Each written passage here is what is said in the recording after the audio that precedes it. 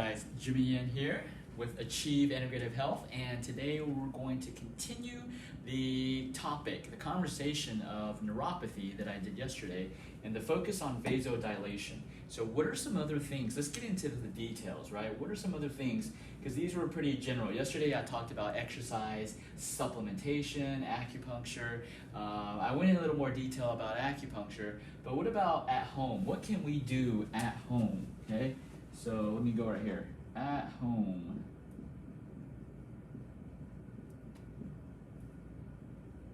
At home therapy. So what can we do to increase vasodilation? Because we explained yesterday that it's super important to have vasodilation to improve the nutrition delivery to your dead nerves or your nerves that are dying, right? And so what can we do at home? So let's think about what in general causes vasodilation. What about temperature, right? Temperature. So temperature, what can increase your temperature? One thing that I like to tell our patients is warmth invigorates,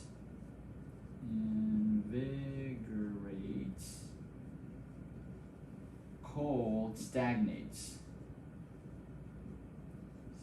Oops, spelled stagnates wrong. So stagnates. So what does that mean? So warm things, warm temperature, just think about warm temperature. Think about the pressure in your tire, right? The air within your tire. When we're in the summer, does your tire pressure increase or decrease, right? And then when it's in the cold, does your tire pressure increase or decrease? Well, we all know, right? Because we get that tire pressure indicator when we're in cold temperature, right? So in cold temperature, our tires constrict. That's the same with our blood vessels. In cold temperatures, it causes our blood vessels to constrict. So we want to position ourselves to keep our body warm. So in warm temperatures, right? In warm temperatures, it causes vasodilation. So what can you do at home? Hot tub, right?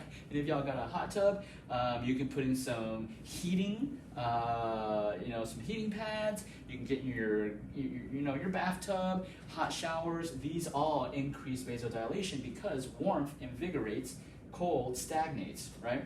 It's no different from our body, from a tire to our bodies, right? So we want to increase warmth. So hot tubs. There's also, that's why one of the things that we do in our clinic is called red light therapy. Red light therapy, we put it right on the hands and the feet, so they cause vasodilation.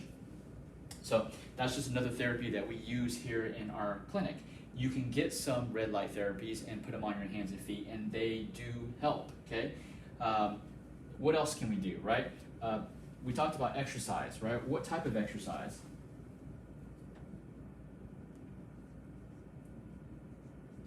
The most important thing, and there's two types of exercise, and we need both, okay?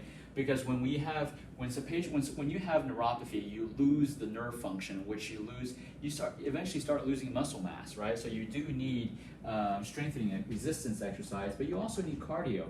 And so we're talking more about resistance exercise, but today we're mostly talking about how to vasodilate. Vasodilate, we need some cardio, right? We need to work out the most important muscle in your body, your heart, and so that can cause vasodilation, right? So let's say that you can't exercise, like you're balanced, you're on a walker, and you just can't exercise. And pedaling on a bike is probably the next best thing, but even if you can't do that, there's actually these compression machines. When you go to a surgery and they want to prevent you from having a blood clot later, they put you on these pneumatic devices, pressure devices that pumps your lymph, right? So there's a lot of over-the-counter products that can do that too. They just basically mimic you exercising in your legs. Another thing that we have, another treatment that we have, so one thing for the temperature, we do something called anodyne. And for the exercise, for patients who can't exercise, we have something HBV, whole body vibration, where it actually vibrates and it exercises your small muscle fibers. And if you can stand, you stand on it. If you can't, we actually put a chair on it and you just sit on it, and it helps you. It vibrates the small, twitch fibers, muscle fibers, and so it exercises for you. Okay, so these are the things that we also have in our clinic, but also you can do that at home, right? There are a lot of the over-the-counter vibration plates. There's not one that's similar to ours. Most vibration plates vibrate like this, right? Ours vibrates like this. It doesn't go side to side, okay? But the side to side is okay too. You just gotta watch out for your back, make sure you're okay with that. But whole body vibration, if you can't exercise, that is a good tool to have at home. So these are some at-home things that you can do. Very simple, right? A lot of them are very cost effective. And so these are the things that you can do on a daily basis to maintain the vasodilation, so that we make sure that blood is always going to your peripheral nerves and nourishing them. Because the nerves only regenerate 1 millimeter per day. How many nerves do you have in your hands? Trillions, trillions, right? More than our current debt, right? You need constant blood flow to your hands and feet is the point, okay? So give these a try. You gotta do them every single day. And here's the thing about it, when you have neuropathy, right?